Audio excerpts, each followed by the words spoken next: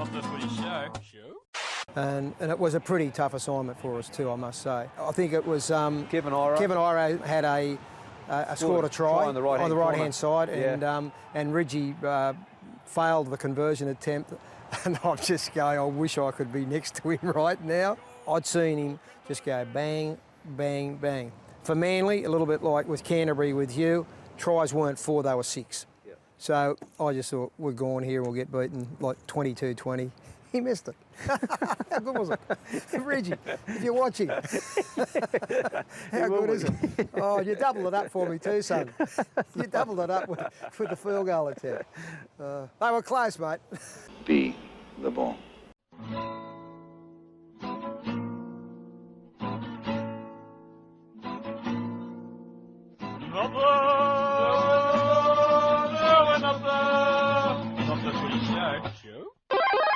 G'day everyone, welcome to episode 236 Not The Footy Show. I'm Warrick Nicolson. That is Mr. Robb Cox. If you're watching on YouTube, if you're listening on Apple Podcasts or Spotify, this is the best view of both of us. Mate, we have a Queensland team preview to come up on this episode, plus some obviously New South Wales chat because I've got to make you feel very, very happy. But as we get into the show, and I say a lot because I'm going to try and make this segment really short. It's been a couple of weeks since we've spoken, buddy, and there's been good reason for that because the NRL's decided to change the game. Right now, where do you sit in regards to the various crackdowns being implemented from PVL down to Annesley, down to the referees across rugby league right now? Well, here's the thing. You and I will agree on this, that you know, the swinging arm, the brutal swinging arm with intent to injure another player should be outlawed. Yep. That's my view on it. But I think, personally, there's a bit of overreaching going on with incidental and accidental head contact. The game is getting very stop-starty. The game is getting a bit weird with only 12 and sometimes 11 players, you know, playing against 13 others. With sin bins and whatnot.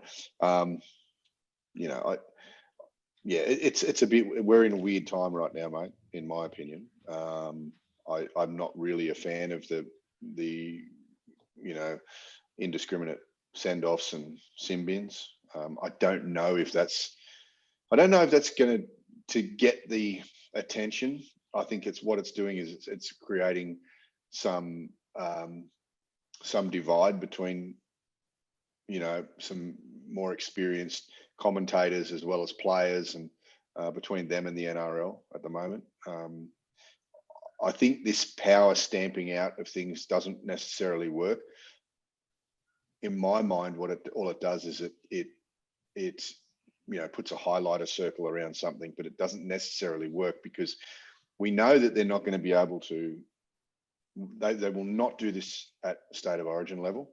Mm-hmm. There won't be players sin binned in Origin. We're just about to go into Origin, and when we come out of Origin, if they go back to the what seems to be a mandate to keep, you know, sin binning players and sending them off, I think maybe the fans will walk away a little bit. I don't, like I say, I totally agree with the swinging arm or the elbow in someone's face or the head slam on the ground or the knees in the back. Even though that didn't render anything on the field. And I think that was the trigger point for all of this, by the way. I think they copped such a pasting with that they've thought, oh, well, we'll show you how we can rule a game. That's what it feels like to me. I'm not saying that that's exactly what happened, but that's the way it feels, that timing of it, you know. But I'm more interested in what you've got to say. What are your thoughts on this? Because in fairness to you, you're not a guy that wants to go back to the 80s and see the dirtiness of the 80s. You're pretty much, you want to see a fairly clean game, but I can see from the look on your face that you're a little bit annoyed at the moment with what's happening. Tell me about it. I'm bewildered, absolutely bewildered. Not so much on the path the NRL decided to go down. It's that they're going like every off-ramp, every second game to get around the problem, and then they're getting back on the freeway to enact the problem in the next match. And the case in point is Saturday night, SCG. I'm sitting there with my brother-in-law who has been to 2 games. I think he's from England. Not a huge footy fan, but he's getting into it now. My nephew, who's 15, and my youngest nephew, who's 6 or 7, and they're sitting there, and it was an entertaining game. I'm not going to sit there and say that it wasn't. We had great seats. We're enjoying players go up and down the field. The Broncos winning, but there were some footy heads sitting around us, and they were Roosters fans. And Victor Radley goes once to the bin. Victor Radley goes twice to the bin. Then, for some reason, the rules change, and Victor Radley stays in the field 2 more times for reportable offences. And I'm sitting there behind, next to some like casual footy fans in my family, and then the 2 footy heads in front of me. And we're just going, how is Victor Radley still on the field? And these are Roosters fans. And we're going, what is the rule? What is the directive? What he did before was worth 10 each time, the logical progression is then it's time to sit down, Victor, like permanently. But for some reason, then we introduced just reportable offences because he's already been binned twice. Is that the rule? Have we changed it that way? Then Matt Lodge does 1 high tackle after that and goes straight away to the bin for what was no different to what Bradley did on the second or third or fourth occasion.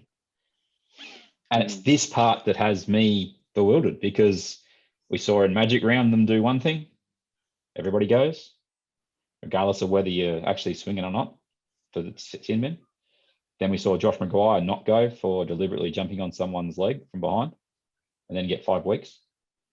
And then Victor Radley goes and gets sin bin twice and not sent off, even though the last 2, you could argue, had more intent than the first 2 because he was trying to make a huge difference.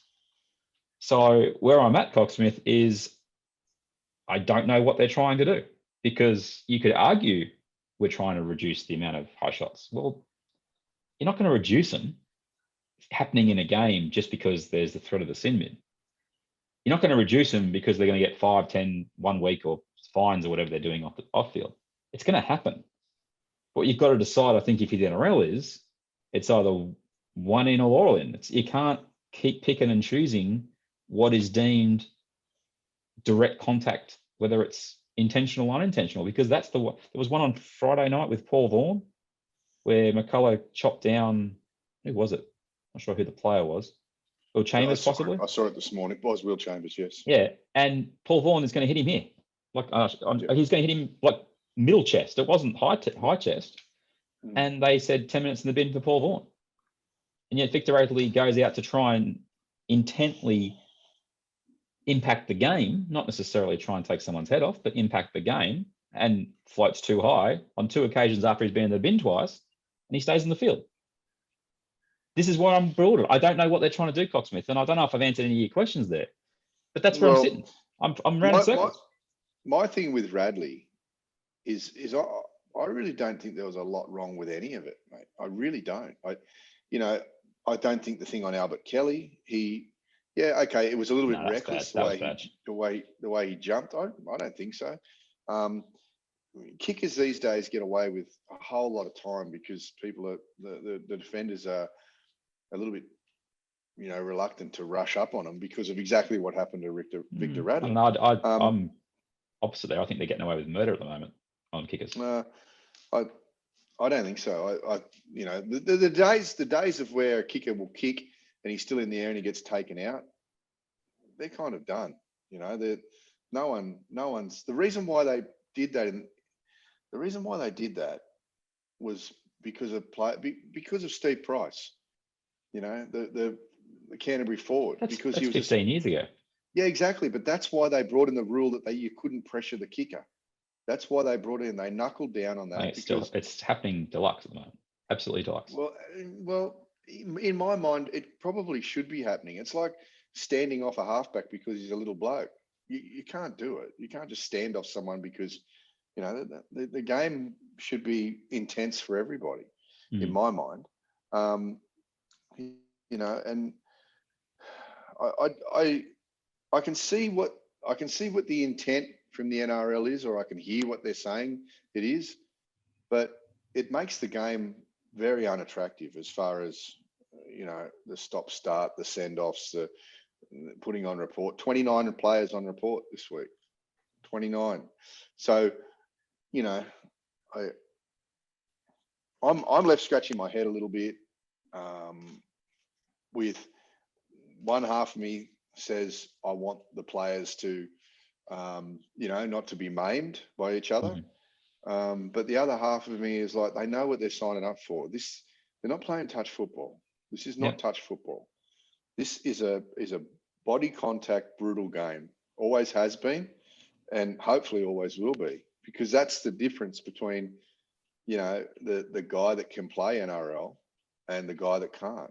One can deal with it week in, week out, and one can't, you know. And I know what the chairman at the moment is saying. He wants to hand back the players in the same way as they came in. Well, that simply doesn't happen. No. It doesn't happen. It's, you know, and I know that if that's the intention, I don't know if it's an achievable goal, because, you know, once players have played NRL for 5, 10, 15 years, some of them, they're different. They look different. Their heads are different. They walk different. They've got all kinds of arthritis, but that's what they sign up for. They know it. It's like an ice hockey player. That, you know, so I don't know if the, you know, for want of a better term, the do-gooding is going to do a whole lot of good to the game. People like to sit in the grandstands and at home on their couch and watch the guys go at each other. The big difference between, you know, a game like rugby league, NRL, and touch football is the defense aspect, the hits, the brutality. As soon as you take that out, it turns into touch football. How many people want to watch touch football in their lounge room on a Friday night? I'll tell you how many. None. Nobody. The reason why people, you know, crawl over themselves in America to get to the ice hockey is for the hits. It's not because it's of the skillful skating. It's not because of anything else. It's because of the hits. You know, and like it or loathe it, and try and protect players from each other when they're not asking for it, really, I think it's a little bit of an overreach. But I get the intention, the intention to keep people safe is one thing. But when they sign up for it, and when they want it, and when they want it from when they're a little kid, I don't know if it's, you know, I just don't know if it's required, to be honest. So, yeah, I don't want to spend a lot of time on this, and we haven't. Yeah. But let me just wrap where I'm really, and I'm going to just rehash what I said before on the back of what you're saying. The players didn't ask for this. Victor Radley and the way that he attacked those last two players. Now, the one that he got with Coates wasn't for the initial shot. It was for the over the top at the end. And apparently he was offside when he ran out to hit him. But the whole purpose of what I thought protecting the players was about was almost taking the player who could be doing the harm out of the game. Yep. The referee who left him on after those first two sin bins, after seeing the third one, how he didn't expect that to happen again is beyond me. And how did they sit there in the bunker not thinking that Victor Radley with his inflictor hat on wasn't going to go out there and try and make a difference, which we know can be done in certain different ways. That's what he does. That's what he does. That's the kind of player he is. But what I'm saying is, if you know that that's there as a risk and you've binned him twice, you can't leave him on the field if your whole intent is to try and protect players. You can't do that. And that is where I'm sitting here just going, I don't understand what they want to do, because that's a clear example of what they should have done. They should have just taken him off the field. Off you go. Is it about protecting players, or is this about signaling? Is this a signal? Is this, you know, I mean, I'm not saying it's not about protecting players. All I'm saying is what the way you describe it just then, there's mixed messages there. Yeah. There's like, 100%. Okay, we've already sin-binned him twice. We better not go overboard here. Yeah. I said it to the guy sitting in front of me. Are they too afraid of what Trent Robinson's going to say after the game? Don't know, because he was very pro what they did the week before. I didn't watch this press conference this week, and I saw Ricky, which is nice and short. But well, look, put it this way. I think Trent Robinson's big thing the week before was the knees in the back on Hutchison. You know, 2 weeks before that. The week after last week's Magic round, he was quite, this is what we're going to do. I don't know what V'landys wants to see if we're going to have this wiggle room already as we head into Origin in 15 days time. I know he probably won't play, but if Radley was going to play for New South Wales in Origin 1, would you like to see him curb his enthusiasm a little? If he wants to stay on the field under the guise of what the rules are. He would never be sent from the field for any of that in Origin. For any of it. None and of let's, it. This is where the NRL has to decide, because if you want to play the game that Volandis is playing with mum at home watching the game, well, everybody watches the game in a couple of weeks. I know Gus went a little bit overboard saying no one's going to watch it. Well, everyone's going to watch it, Gus. Well, everyone's going to watch it. I think Gus was trying to make a point there. But if the game gets softened down to where it looks like it's going to go now at Origin level, people will turn off. I'll guarantee that. When you sit down for turn off factor, Origin, I agree with that. The turn off factor during a game. Yeah. Yeah. You sit down at Origin with your pizza and your beer and your mates around that, and they start sin binning blokes or putting blokes on report for what happened with the Pangai one. I mean, yeah, there was nothing in that. There was nothing in it. Absolutely nothing in it. He went around the ball. Okay. Yeah, there was contact with the head, but it wasn't power contact. Pangai had been running it at Sam Walker all night and expected to run over the top of him again and didn't get it. Victor slid one across and said, "No, here I am." Bang. And I don't know, but I like that. I kind of like that. I hear you. I'm not. I just am saying there's a consequence that should have been there for all four, and for some reason there was only there for two. And as we go into Origin, to your point, what worries me most about this crackdown is if it's not consistent, we are going to have a situation in Origin where one team has 11 players, and yet later in the game, if those players do it again, they won't get sent off. They won't get pinned. Here's my last word on it, mate, for now. In your opinion, when is this crackdown going to stop? We're in round 11 this week. It won't stop. It'll when will it stop? It'll rise and flow through the rest of the season. It won't stop. I don't think we'll see another weekend like we've just seen with 29 players on report. And I think it's going to stop around about round 14 or 15. It'll just peter out. That's what I think. I can live with the on-field stuff being toned down if they start punishing guys for 2 weeks out for every high tackle. If they want to really make a message, then that's the way they do it. But we know the NRL doesn't seem to want to do that. They'll just put out fines for the same high shots as the ones that will get 2 or 3 weeks. And my problem isn't the high shot. My problem isn't the intentional high shot. My problem is the incidental high contact. That's the Paul Vaughan one, mate. If you have a look at that tackle, yeah, he hit him across the snout, right across the beak, but he wasn't looking. Will Chambers had fallen a little bit. Yeah, Paul Vaughan's head was over his shoulder. He couldn't see where he was aiming. I'm with you. But Josh Dugan stayed on the field for a deliberate high shot a bit later on. Harodi came across and smashed Ramsey in the head when he could hit him anywhere. Well, Harodi got binned for that though. And he only got 1 week. Dugan only got 1 week for his one, which was exactly what they're trying to stamp out of the game. Yeah.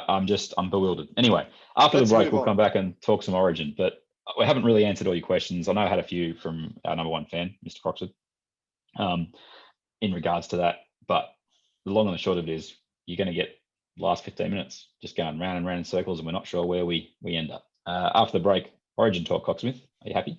Yep, can't wait. Best time of the year. Not the Footy Show. And Harry, how's he looking?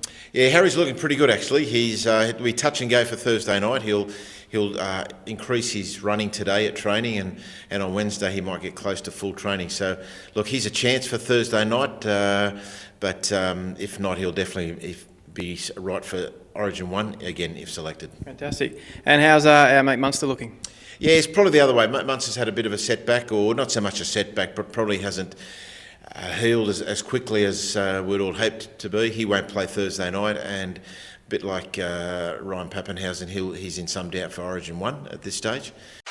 Gates was here. That Frank Panisi report from the Melbourne Storm came after we recorded the podcast. So it sounds like Harry Grant's going to play Origin and Cam Munster might not. So take what you hear in the next 15 odd minutes about the Queensland team with a grain of salt. Timing. Nah, See how we go. Okay, it's episode 236. Rob Cox, Warrick Nicolson, Origin Talk Time. Queensland's Origin team. Now, I know I've labelled the podcast Queensland Team Preview, and we've started with 15 minutes on the sin bin, high shots, whatever it is, campaign. So apologies if you're here for the Origin Talk. But Queensland's team, it looks pretty settled if there's not injuries, Cocksmith. Is that a fair assumption or assessment? Yeah, well, I think most people would probably pick the same 15 to 20 players within that group. I think it's probably because they don't have a whole lot of depth, Queensland at the moment, and the 17 to 20 players would be standouts. That who else are you going to pick? I don't think there'll be too many bolters in the Queensland team, given that depending on injuries. I mean, you were just telling me before we started this pod that looks like Harry Grant won't play for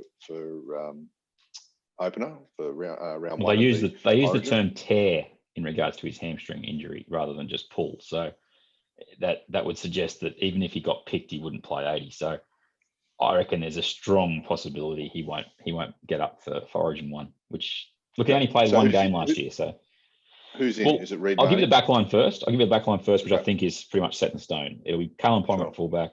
I think he'll play this weekend, so he'll be fine. Xavier Coates and Valentine Holmes in the wing. Dane Gagai and Kurt Capewell in the centres. Then Cameron Munster, who hasn't played for 2 weeks, won't play this weekend. But knowing Munster, he'll give himself every chance to play Origin. He'll be at the 6 and DCE will be in the 7. I've got no dramas there. But if Harry Grant isn't available for Origin 1, that then brings, and then Munster pulls out, that brings Ben Hunt into 6, does it not? Or does it move Ponga from 1 to 6? Because it impacts what we do at hooker. Sure. Well, I mean, what I would do is I'd put Ponga at 6 and AJ Brimson at 1. Yeah. I think that would probably leave that hooker spot. But yeah, go on. Let's keep going from there. I mean, that's a little bit of a question mark, but that's an injury. Yeah. Christian Welch should be one prop. I think Jairo possibly gets the other prop spot now that Josh Papali won't play Origin 1. Then you've got a question at hooker. If it's not Grant, there's strong press for Reid Marnie to be the starting hooker, and then rotating with Ben Hunt. So that's the 9 and 14.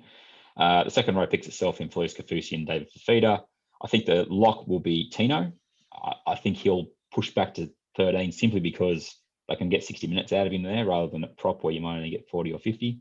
And then the bench being Hunt, Wallace, Fodawaker, and Jaden Sewer. And then Brimson at this stage would be 18th man. I think that looks like the mix they'll go. Jared Wallace, who looked overawed a couple of years ago at Origin level and played really poor last year, has played himself back into the mix this year. And it also helps that Lindsay Collins isn't available. Cohen Hess has had an absolute shocker to start the year. Although remember, Paul Green is the coach this year. Yeah, So, well, Hess might be one of his favourites. But look, I think what you're saying there makes sense. The only thing for me is that I like AJ Brimson a whole lot more than I like Bunt. And I know that Ben Hunt would cover a few positions, whereas Brimson won't. So yeah, it's tough to leave a good player like Brimson as 18th man, but I think you're right. I think you kind of have to. Well, this is what I'm going to throw back at you, because I'm looking at this bench and I'm going Hunt, Wallace, Fodawaker, Sewer. If Jaden Sewer's not starting, is he going to offer you enough off the bench that maybe Brimson playing in the 17 along with Hunt, both on the bench? Because Hunt could play 13 if he had to.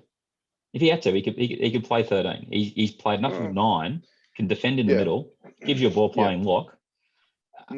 I just wonder if Queensland do that, because they'd like to bring Brimson in if they need to, and they can move Capel back into the second row to cover that role that Sewer would play off the bench. Yeah, well, Sewer's not going to start in 11 or 12. And if Capel goes back, and Capel hasn't played centre since last Origin series, remember that. If you put Capel back into the second row, I mean, AJ Brimson could well and truly cover at centre. I'm sure. So yeah, I don't know if Sewer doesn't start. I don't know if I would have him, to be perfectly honest. Yeah, it's whether you put him at 13. That's the option you could do with him, and just play him in that first 20. That's an option. Who did you have on the wings again, mate? It'll be Coates and Holmes. Okay. Yeah. All right. And the other options in the back line, just to put it out there as options. Well, Phil Sammy played 2 Origins last year, so I reckon he'd be the first guy they'll pick up. Even what though about Holmes at fullback? Would you consider that? Oh, only if Ponga was hurt, but I wouldn't have him ahead of Brimson. I think you leave Holmes on the wing at that level, especially. The other guys in options at the backs is Kurt Mann, Heimel Hunt and Edric Lee are both injured at the night, so you'd imagine they won't be available. Kyle Felt, Tom Opicic, and Murray Talagi's actually put his hat to the ring with a few really good performances in the last 2 or 3 weeks.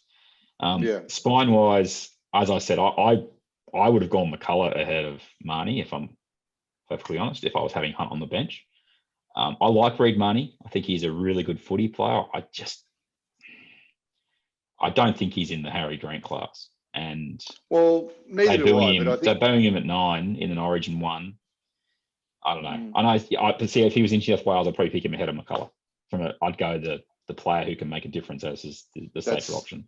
That's what I think is the go there. McCullough is very safe, but I don't know if he's going to bring a whole lot of difference. Is he going to be a difference maker in the game? And I think you need your hooker.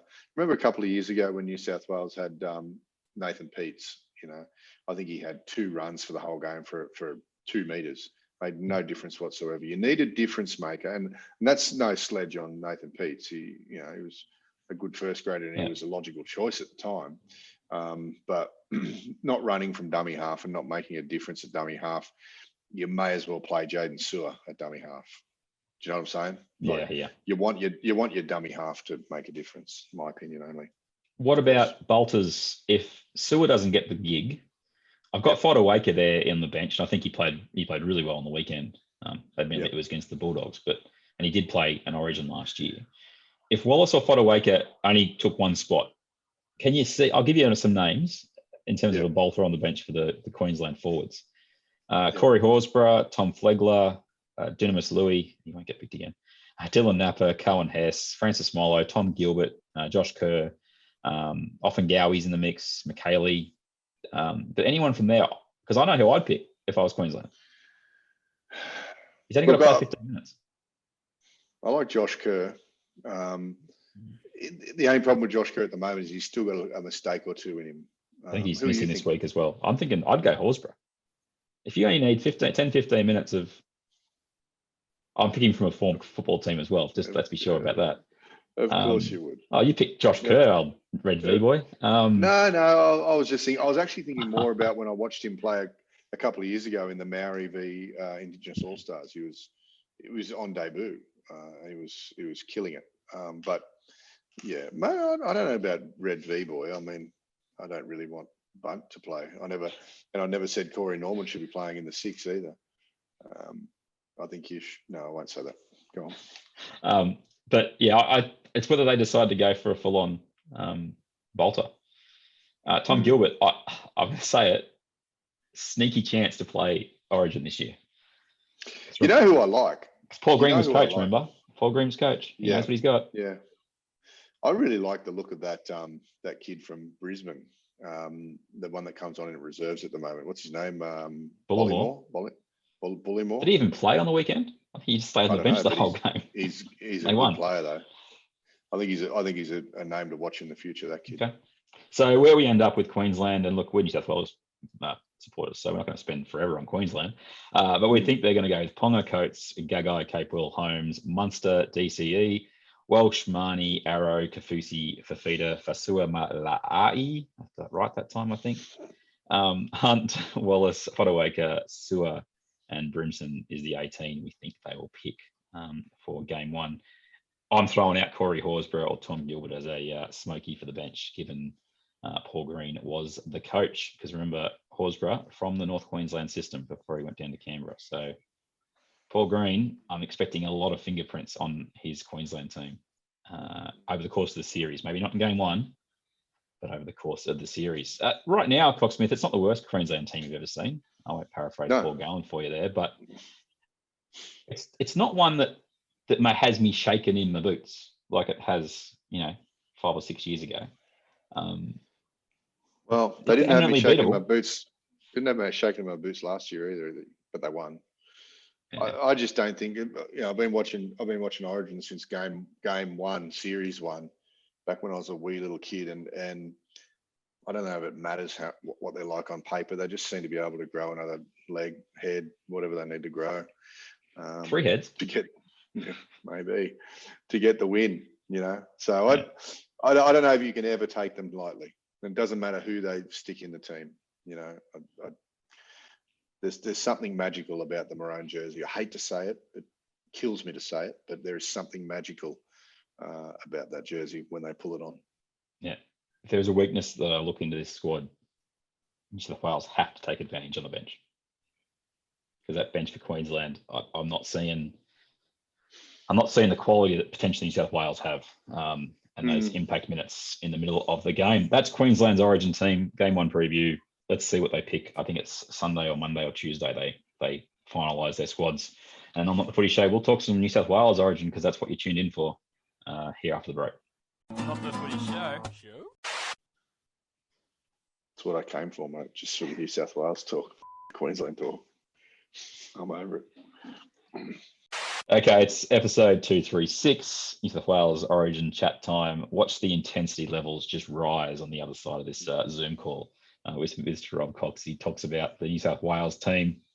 There'll be no Ryan Pappenhausen, Cocksmith. So that thought process we had in the last podcast where we said, this is how we'll get him into the game. We'll take this guy off here and play him there. Yeah, waste of breath. Absolute waste. But thanks for listening, everybody. There seems to be 2 positions one that I think is genuinely up for grabs, and one for some reason the media is trying to push up for grabs. I'm going to adjust the second one first. Why is anybody trying to push the narrative that Damien Cook will not be the 9 for New South Wales?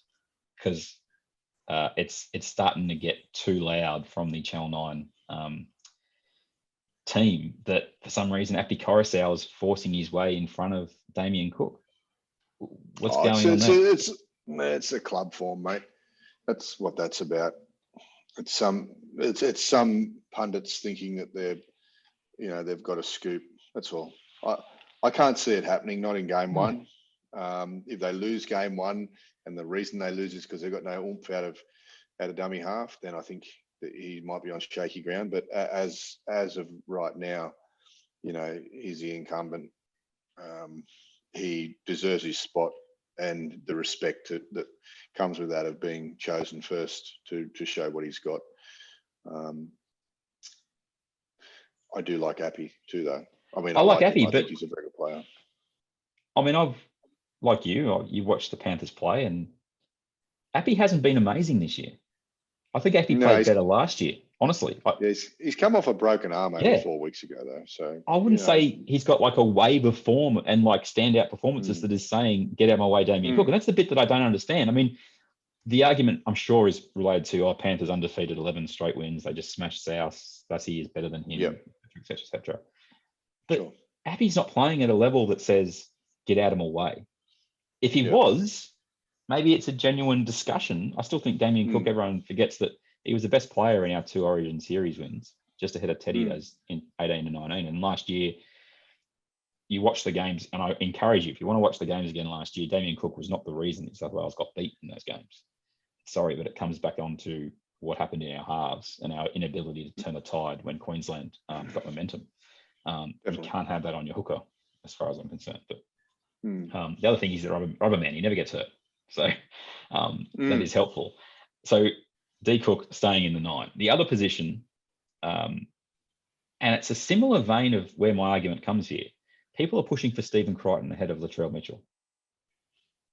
I can't see that happening in game 1. I don't understand it because, again, Penrith are going great. Steve Crichton's playing really well, but he's not playing at a level that says you can't not pick him. Like, well, I think the other center's playing better. Yeah, Burton. I think Burton's playing better, and he's playing left center. He's pushed Crichton out of left center to the right, and Crichton's having moments where he's great in the game, but he's not He's not playing at the level that I'm going, you've got to pick him. I don't If think you he wanted is. to pick a Penrith centre, you'd be picking Burton. If Latrell has to go, for mine, it's Burton that takes that spot. But even before Burton, I'd be considering Whiten. Yeah. You know, it's a strange narrative coming out again out of Channel 9. Crichton, Whiten, Burton. Who's next?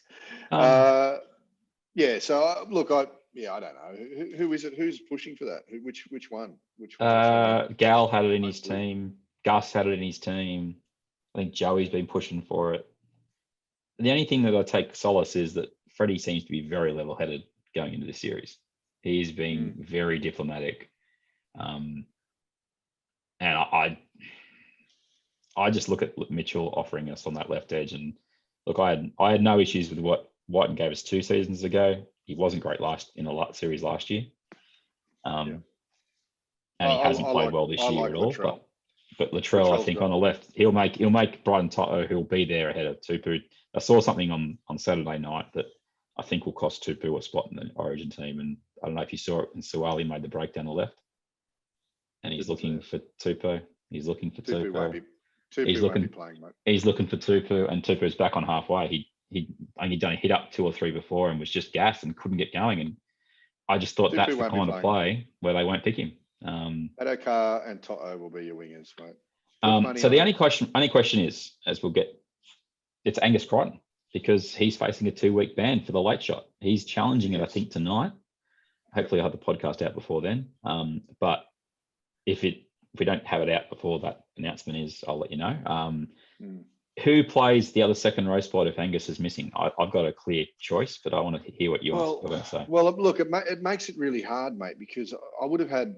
Remember, we had those back rowers who were kind of juggling. How do we get Radley in? How do we get Yo in? How do we get Crichton? Well, Crichton was always going to be in, but unfortunately, Radley is out of the picture. So Radley would have been my go-to guy. And now I'm struggling to think of, do you go another back row, or do you go another front row? And I really apologise about my light flickering, by the way. Sure. Do we go a front rower? So yeah, who you got? I know you got someone in mind. Isaiah Yo, I would push straight into the edge. I think as a starter. Okay. Yep. Who comes onto the bench though? Murray plays. I think he'll. Murray. Okay. I think he comes in. Good question. It does bring an interesting discussion though, because this is the if Crichton's out, it leaves a big opening on the bench, because do they start Trebojevic at lock? Because we discussed how he'd be like the second prop on the bench before. Do they play it safe and play Trebojevic at locks now that Radley's no longer available? So I think Freddie will go with Murray off the bench in the role that he's played the last few Origins. And remember, he hurt himself in the start of Game 3 last year, and we didn't have him for the whole match. I'll throw you one out here. He can either go safe-ish and pick another prop, whether it be a Campbell Gillard or someone like that. He can go back to what has been worked in the past, and he could pick someone like a Dale Finucane or a Wade Graham. Or does Freddie really throw a cat amongst the pigeons and go with Gutho and Whiten on the bench? Not in my world, he doesn't. Look, people out there probably think I hate Gutho. I don't. I just don't think he's got any business being in this state of origin team at the moment. I can't see how to get him in unless you want to sacrifice Mitchell and try and get him into centres. But he's proven that his best position is fullback. So I say no to Gutho, only because we've got 2 of the best fullbacks, arguably 3 of the best fullbacks in the competition lined up in our teams already in Tedesco, Trebojevic and Latrell Mitchell. Yeah. So the only way Gutho sees any game time for me, he might play 18th man or 19th man this year, but the only way he sees game time is either through injuries or suspensions. So no, I think now that Pappy is out, Whiten comes onto the bench for mine. It's either Whiten or Burton, because don't get me wrong, I think Whiten is more of a a brute and more of an origin kind of player at the moment. But Burton can cover fullback, centre, wing, 5'8". He can cover a few, as Whiten can. But maybe Burton is a little more creative. Okay. TBC, but Whiten isn't in great form. No, he's not. Neither is his club team. So I don't know. I don't know if you axe the man just for that or what. But Pappy out, Whiten or Burton, bracket them together in as the.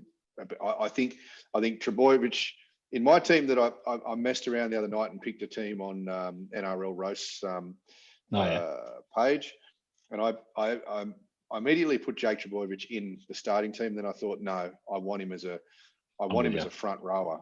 So bench, I took him out. 100%. Cameron Murray went into the starting team. Yeah. So I had Payne Haas, Jake. I had who else did I have on the bench? Yo would have been on your bench, wouldn't he? Yes, Yo. So, but that's because I had Crichton already picked. Yeah. So it opens up the spot for another forward. And look, maybe it's Pangai. You got Pangai, you got Madison, Liam Martin, Nathan Brown. I would out of those what you've just said, I'd have either Pangai or Martin. Pangai offers you something, but he also potentially offers you a liability. It's just the way he rolls. And the one thing I'd go that over a safe option like a Brown or a Campbell Gillard. Neither of those two. I couldn't have either. They're really good club players, but neither of those two do anything for me at state level. The only thing with Pangai, and I think it might be echoing in Brandy and Fittler's head, is the I don't want to play for New South Wales. I'm a Queensland supporter. Yeah, I think that might haunt him for a long time. Unless it really should. Yeah, absolutely should. It was disrespectful. It was absolutely disrespectful. So yeah, I know it sounds like a bit of a mess. Why don't you go through the team? So where we end up is Tedesco, Toto, Mitchell, Trbojevic, Adokar, Luai, Cleary, Safidi, Cook, Paulo, Crichton/Yo, Frizzell, Murray, Haas, Trbojevic, Gutherson or Whiten, and then it's either another forward. I would probably, he has not played well. But I would pick either Dale Finucane or I would pick Wade Graham because they've both been there before. They've done the job for us, and they only need to play a short period of the game. I don't need long minutes out of them. I just want a bit of an impact, and both offer it in their own ways. I know what you're going to say about Wade, and I'm with you. He's copped a bunch of head knocks, but I feel so much better with him there as an option on the bench, or a Finucane there as an option on the bench than a Campbell Gillard or a Brown or a guy who's a good player or a Liam Martin. I want someone who's been there before playing that 10, 15-minute role. I don't want to. Out of your favourites that you've just said there, I'd have Finucane, but I honestly think that Pangai or Martin is a better option, but they're just my opinions, mate. What do they matter? Freddie doesn't listen to me or this show, so hey. Hey, he might. Freddie, he might. How you doing, bud? G'day, Freddie. There's some Origin talk. Who do you think is going to be referee? Is Jerry Sutton going to get the job again? No, I think Cummins. What about Atkins? Is he a chance? I really like something I saw from him the other night when he gave Josh Mansour a absolute serve for using the touch charge. Did you see that? No, I didn't. So I think they called obstruction or some sort of play off the ball, and Mansour sledged the touchy. Like, how can you let that happen? And Atkins calls him across and said, "That was my call, and you do not speak to him like that. I made the call. It was my decision. Now get back into your spot." I just thought, I'll cop that. That's good. Did he put him on report for abusing an official? Why would you do that? Why would you want to send a message that that's something you don't want in junior football? Interesting. We're back after the break. I think Cummins will get it, mate. Sorry, I think Cummins will get it. I don't think Sutton can come from the back of the bleachers into the forefront of the as the best referee at the moment. I think Cummins is. Okay. We'll see what happens. There's some Origin talk. Hope you enjoyed it. Wrapping things up after the break with a look back at the lifetimes of Robert Fulton. Not the Footy Show. Bullet State.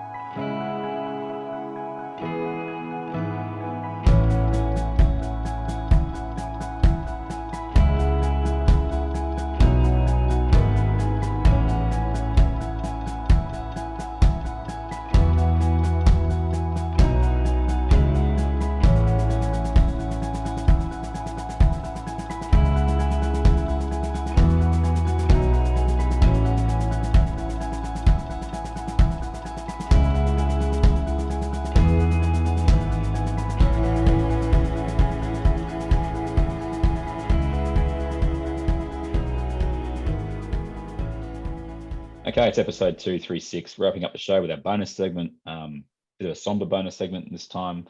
Bob Fulton passed away on Sunday, Roberto. We've both got times where we've actually been fortunate enough to have crossed his path, and I want to get to those sort of a bit of story time at the end, but the observation we both had of Bozo through our formative years, and then I guess our really when we started to watch football closely kind of years. He was, I'm going to start it with, he was very much he was the head of the snake I hated Manly. I still hate Manly, but he was the super coach, but he was also coach of Australia at the same time. And it's funny, I never hated Bob Fulton as much as I wanted to, because he also coached the Australian team, which I loved, and I actually saw play a lot of football, went on kangaroo tours and the like. Is that sort of how you saw it as well with Bob Fulton? A little bit. A little bit. I'm a little older than you. I remember my family were big Parramatta supporters, so you can imagine how it went down with Manly. Manly and Para have had a long history. I never saw Bozo play live. I never saw him at a game, but I've seen a bunch of video of him. And for his time, he wasn't a very big man at all. He was a small centre and played a bit of 5'8" as well, or probably played mostly 5'8" and a bit of centre. Mate, he was a freakish player. I mean, his fitness levels were above everybody's. He interestingly enough, he was born in England, so he's actually a Pom by birth, but very much an Aussie every other way. I wasn't a fan of Manly, and I'm still not, to be honest. It's deeply ingrained on this show. That's well accepted. Yeah, it's deeply ingrained in me, and I think Bozo loved Manly more than anything. He was obviously very proud of being Aussie coach. He was a proud New South Welshman as well. But it didn't sit well with me either. But when he was the Aussie coach, and it was a little bit like the Queenslanders, I wasn't the greatest fan of Mal Meninga when he played for Queensland, yet I loved him with Canberra and Australia. So some people can drop that hatred of a person or a player because of who they're associated with, and that it comes down to the very kind of tribalism that rugby league is, I just remember my whole family used to talk about Bob Fulton as in not very nice terms because of his association and his very long and deep association with Manly. Yet when he was the Aussie coach, everyone was looking to him to be the saviour, and he was a very, very good coach too. So, I go on. No, it's all right. I never saw the player. I knew of the player. One of the first 4 Immortals, which is not a bad list. What was he with? Gaznia, Raper, and Churchill. It's not a bad list to start off with. Absolutely. As I said, so I think his first foray coaching was going to open up rugby league project once again, but he took over Manly. I think it was in 80. Let's have a look. He took over in 83 after 3 years coaching at the Chooks. Took him to a grand final in 83. Didn't beat Eels, which your family would have been cheering about, but he eventually won the comp with Manly in 87 with that sort of half generation that had sort of moved on from that early 80s really good regular season teams. And then I think he stepped away from Manly for a few years. Let me just double check. He went to 88, he coached with Manly, then he had 5 years off, and that's where he really sort of made his mark with the Australian side. Yeah. Kangaroo tours were something really special, weren't they? You know, as impressionable, I wouldn't say we were young men, but we were younger men. I was a young man. You might have been 58. But what do you remember in regards to it all being on the coach in regards to team selections? Because as a Canberra fan, and we touched on this in the last podcast, you know, the whole Alan Langer versus Ricky Stewart thing.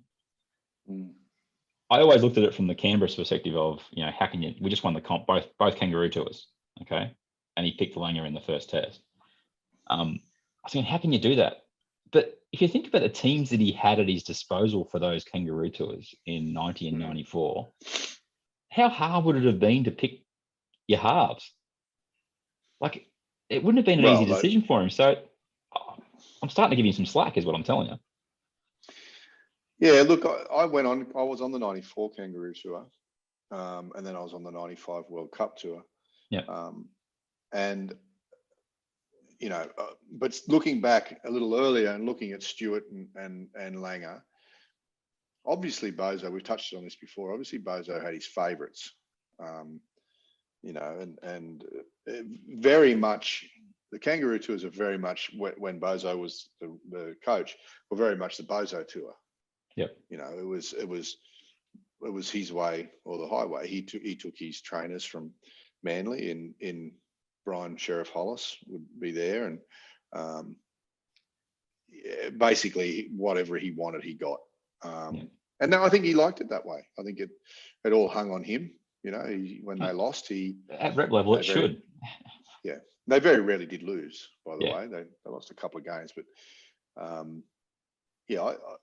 Bozo was a character, you know, for me anyway. I mean, he was one of the first, as a young photographer, one of the first games in the first year that I shot was St George and Manly at Jubilee, and I had to go because back in the day there weren't press conferences. The journalists just go into the dressing shed. Yeah, photographers would go in as well, and you kind of had to be careful of what you shot back in the day.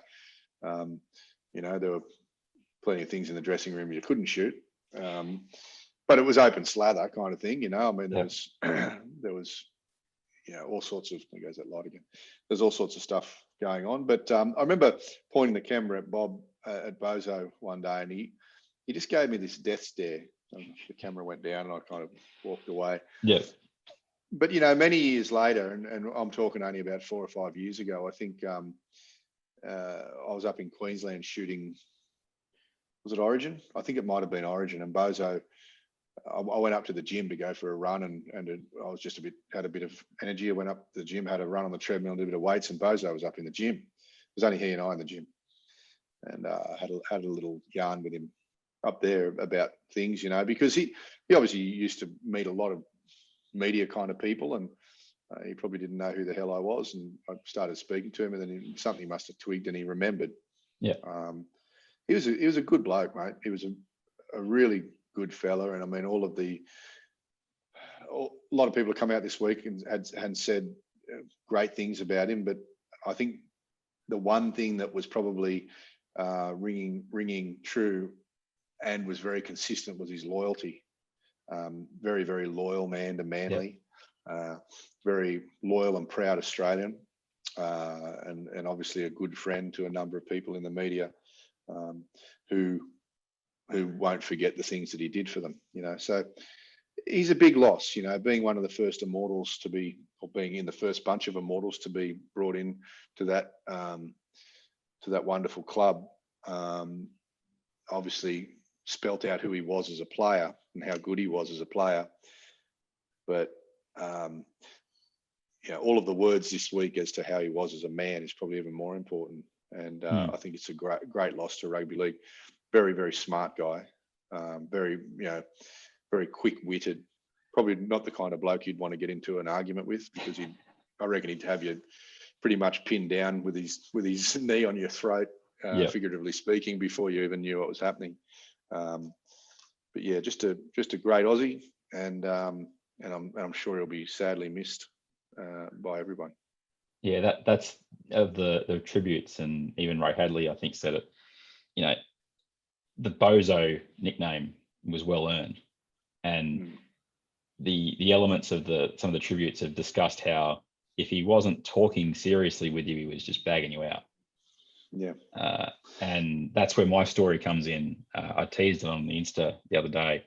2014, I'm on the Four Nations leg in Australia, and Bob McCarthy and his wife Judy, Bob Fulton and his wife Anne, Andrew Hill and Glenn Jackson were in Melbourne in the hotel lobby. I'm sitting in the hotel lobby with my computer on my lap, working away, sitting there with my glasses on, obviously, and in the hotel foyer. And I think I was sitting next to Glenn from memory. And Andrew Hill walks in with the two selectors and their wives. And I look up and I've gone, I know who that is. I definitely know who that is. That's Bob McCarthy and Bob Fulton. All right, just focus on what you're doing. Tap, tap, tap away. Anyway, Andrew Hill is a top fella. Ben introduces us, and I'm sitting there, and he introduces us as Warrick. He does our social media. Shake your hand, and you're just thinking, like, I'm just doing my work. Anyway, they sit down, we just start talking, and anyway, one of the questions comes up about something, and Bob turns to me and says, "Oh, the nerd will know," because I'm sitting there with my computer and my glasses. Well, we went out the whole afternoon. We spent with each other. We went to a pub, then we went to dinner, and the whole night, I wasn't Warrick Nicolson. I was just the nerd. He was merciless.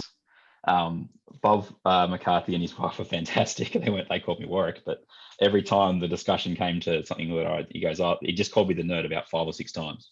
So I could see all I could see as I was sitting there was the influence that Bob Fulton had on Fatty Vaughton in that kind of laconic kind of way that he does it. That coincidentally is also the most expensive meal I've ever had. The Australian selectors credit card was well and truly used well that night.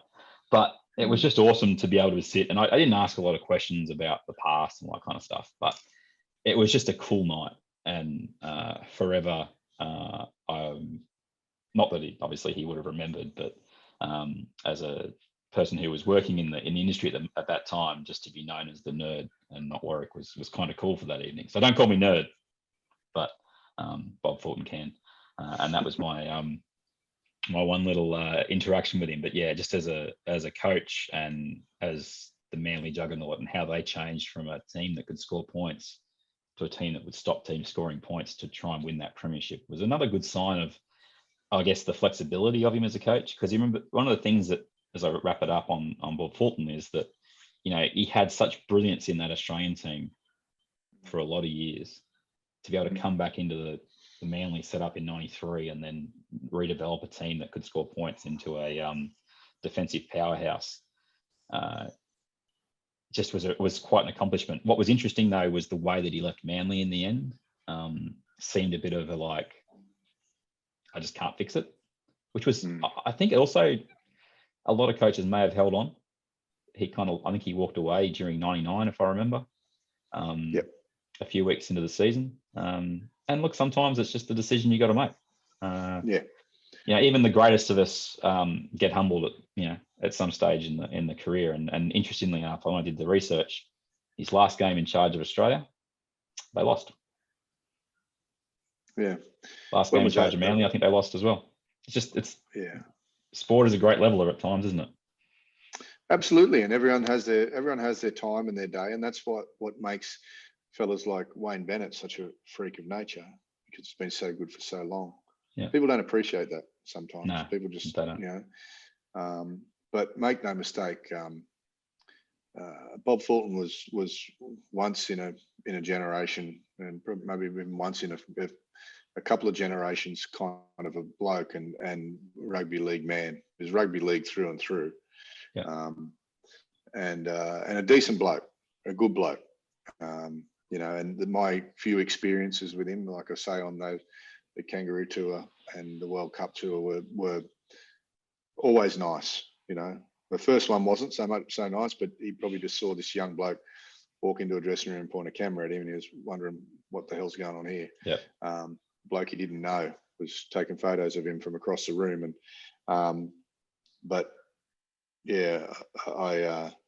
I soon learned that there was some protocol in dressing rooms, not to just go point. Well, you got to learn those things, and who better than the Bob Fulton stare to it was just a stare, mate, and he wasn't a very imposing kind of guy. I mean, I was probably a bit bigger than him, but it's just the way he was talking to a journo, and he just out of the corner of his eye, he kind of looked at me, and I thought, okay, I better not go there. But every time after that, it was wonderful conversation with him in that gym that day, probably for about half an hour. And I haven't heard too many people say anything nasty about Bob Fulton. Like I said before, he was a wonderful coach, wonderful player, and from all reports, a great friend and family man. So, commiserations and to the family. Feelings out to the Fulton family. Well, that pretty much wraps up episode 236 of Not the Footy Show. Just a birthday shout out. The original co-host of this show, Mr. Nick McInerney. It's his birthday today. He's probably not listening anymore, given he got turfed about 10 years ago from the show. No, he never got turfed. But hopefully catch up with him again soon. And maybe get him on the show. He's a Red V fan just like you, Cocksmith. So, I'm sitting there going, how did you lose to the Sharkies the other night? Let's not go there. Let's not go there. But let's get Nick back. It'd be great to talk to him. Absolutely. Origin teams this weekend. Hope the players that you want to see get picked for your states. And NRL Indigenous round is also this weekend. Very, very quickly, I know that there is so long in the season to go that when I see comments like this from Mick Ennis, I just have to laugh. Apparently, there's a red line through South Sydney, Cocksmith, because they've lost to the Storm and Panthers by 50 points in 2 of the last 3 weeks. He realises the season doesn't end this week, yeah? A little bit early, I would have thought. But it's a form guide as to what's happening. And I mean, a couple of pretty big losses. I mean, who are Souths missing at the moment? There's not many that they're missing. Cam Murray, pretty much. Yeah, well, he's a bit of a loss, but he's not a 38-point loss, and that was a deficit on the weekend, I believe, unless my maths is incorrect. But it's somewhere between 30 and 40 points difference between the teams, and I don't know, it might be a little hard to come back from that. I don't know if I'd be putting the red marker through them yet, though, but maybe soon. Also, I'm not willing to do it until you get to the pointy end of the season, simply because things can happen, and we've got a whole Origin series to get through, and there'll be one team, or 2 teams pretty much, that'll have a lot of representation in the Origin series, and that means a lot of extra football. A lot of stress on your body. Interesting times. That's episode 236. Mr. Rob Cox is at ROBBCOX on Instagram. We're at Not the Footy Show on Instagram. NRL.com / not NRL.com.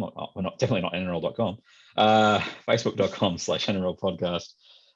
And if you got any more reviews, we had 2 reviews in 2 weeks. I don't think there's any more this week, but we didn't do a podcast last week, so I can understand that.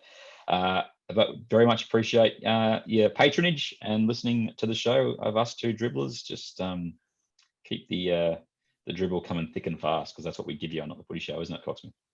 Absolutely, nerd. Perhaps so. Not the Footy Show. We're sitting there at the steak restaurant, and I'm looking at the menu, just going, I can't order. Did he call you nerd, or did he call you nerd? No. Which one was it? He just called me the nerd. So we're ordering, and it goes, I can't remember who I was. I think I was sitting next to Andrew Hill from memory, and Bob was doing the ordering. So he's going, we'll have this wine, these sides, whatever. And then he goes, Hilly, what are you having? And he goes, yeah. And he goes, hey nerd, what are you having? Just gone. I'll have the porterhouse, please. That'd be great. As that Immortal calls you the nerd or nerd. Yeah. I'm now the immortal nerd. Is that the Yes. best way of doing it? There you go. Mate, that could be I the remember, name of the podcast. The the Immortal immortal Nerd. nerd. I remember a whole lot, apart from the fact that Bob, McCarthy, and Judy were incredibly generous. Like they were really, really, really, really friendly. When we just talked about football and stuff, I was able to just discuss it with them. I don't remember talking a heck of a lot during over dinner, but we definitely went. It was kind of, I've got it in my head. The pub we went to was a really nice little bar thing in Melbourne, and you're just sitting there. And there was a game on at the time, so I had to actually do some play-by-play stuff of, I think it was Samoa versus New Zealand. But it was just cool to be sitting there watching football with some pretty well-credentialed individuals. Absolutely. Sounds good, mate. I remember him on that kangaroo tour. You know, he was fantastic. He was really. I had full access to the team. I was kind of embedded with the team, and you know, nothing was off limits. Really, nothing. Just do whatever you want. Yeah. And we did. You know, so he was smart in the way that he knew the media could positively affect the team, especially with media that's embedded. You know, he had a bit of control over the media, which was embedded. When it's not embedded, it's a bit different.